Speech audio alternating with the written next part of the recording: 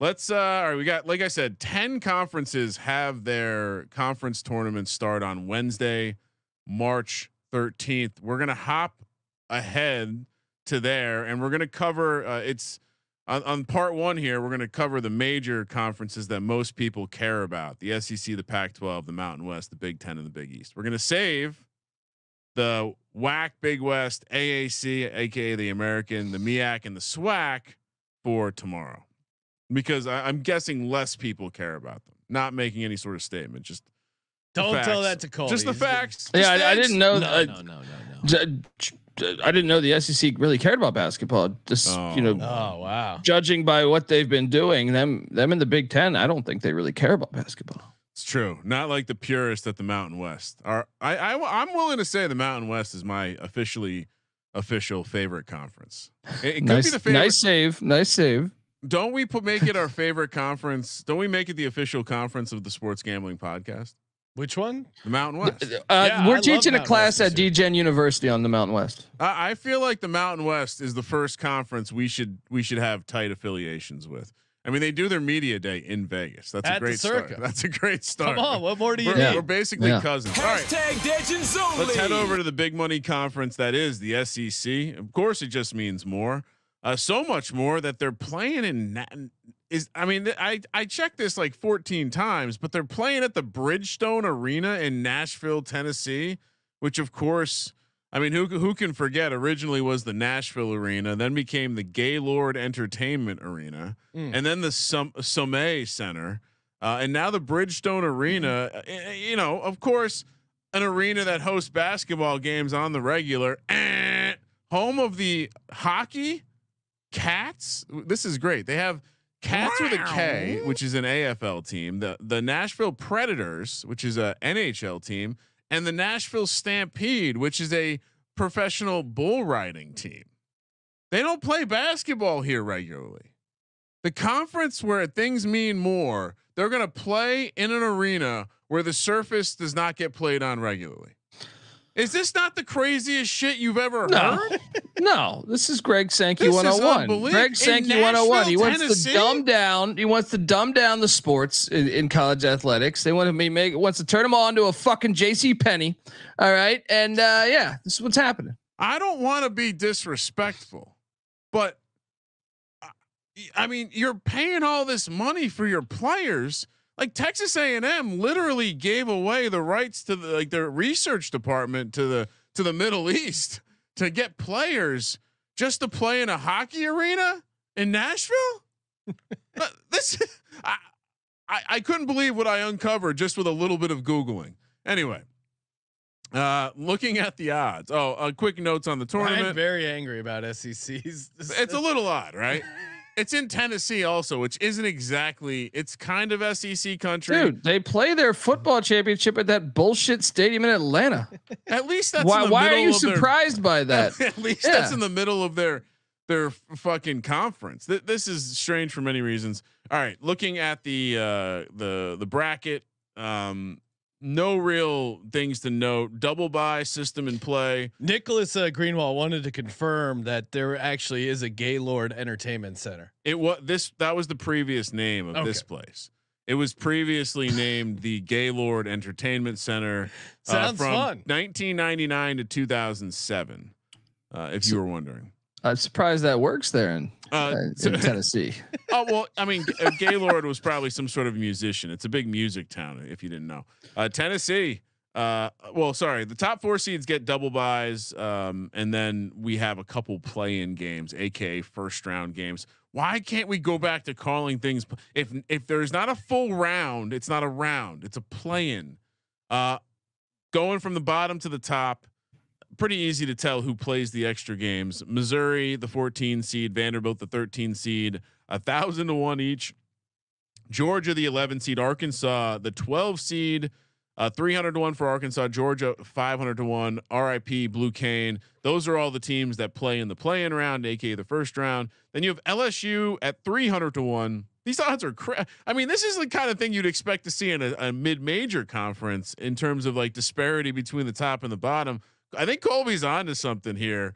in terms of how this has changed. Imagine being LSU and you're 300-1 as the 8 seed, Ole Miss the 10 seed 250-1, Texas A&M the 7 seed. Shout out to Buzz, not dead yet, 100-1. Mississippi State the 9 seed 65-1. The Cox of South Carolina, who, by the way, that lady cock who absolutely bull rushed that chick from LSU. Shout out to her. That's teammates right there. That's team ball. 5 seed, they're 60-1. Florida, the Gators, 6 seed, 20-1. And then you get to the top. These are the 4 teams with the double bye. Alabama, the 3 seed plus 450. Kentucky, the 2 seed plus 400. Auburn, the 4 seed plus 260, and Tennessee, the 1 seed plus 130. How you cannot look at Kentucky right now? I know it's a little chalky as the 2 seed. This team is playing some serious ball. They've gone to places and beaten teams in hostile environments. They don't play defense, but they have the highest ceiling. So I think my card starts with Kentucky at 4-1. Colby, 100%. I mean, the bracket, that side of the bracket, if you look at what they have to do, they're going to get the winner of Ole Miss A&M. Those teams both suck ass. I mean, maybe the Buzzsaw can get up. I think they got them once, maybe just because they're veterans, but you got to lean Kentucky with the way they're playing there. Neither one of those teams can score with Kentucky. Like, that's the reality. It doesn't matter how bad they play defense. A&M is that one, like, if you want to take a long shot, I think A&M could be, just because they're all seniors and super seniors. Doing it. I'm not doing it. I'm not doing it. It's not the same. He's not sweating the same through that suit. But you got to love the fact that Kentucky will get Alabama or Florida. I mean, Florida, they split 1-1, but assuming Alabama gets revenge on Florida. If you get Alabama, you got to love that matchup if you're Kentucky, in my opinion. If you get Florida, maybe you worry a little bit more, but I like being on the south side of that bracket where you don't have to take on, the Gamecocks, Tennessee, or Auburn. So, or even Arkansas, which could be dangerous. I'll say I'm with you guys on Kentucky. 4-1 feels like the sharp play here. I don't know if Tennessee should be that low of a favorite, although them with a chip on their shoulder, I understand it. If they play Kentucky, certainly revenge is going to be on their mind. They're kind of. I think it's in the Tennessee. Main thing is that it's going to be a very Tennessee crowd, hostile crowd. Yeah. What about Kentucky has a crowd everywhere. That's the thing is with these conference tournaments, like a team like Kentucky is going to be represented everywhere, and you don't think Bama and Auburn? I mean, these people are crazy. What about South Carolina 60-1? Love that. I feel like they finished the second half of the season. I mean, you just look basically from January 20th on, they only lost 3 games, bunch of wins in conference.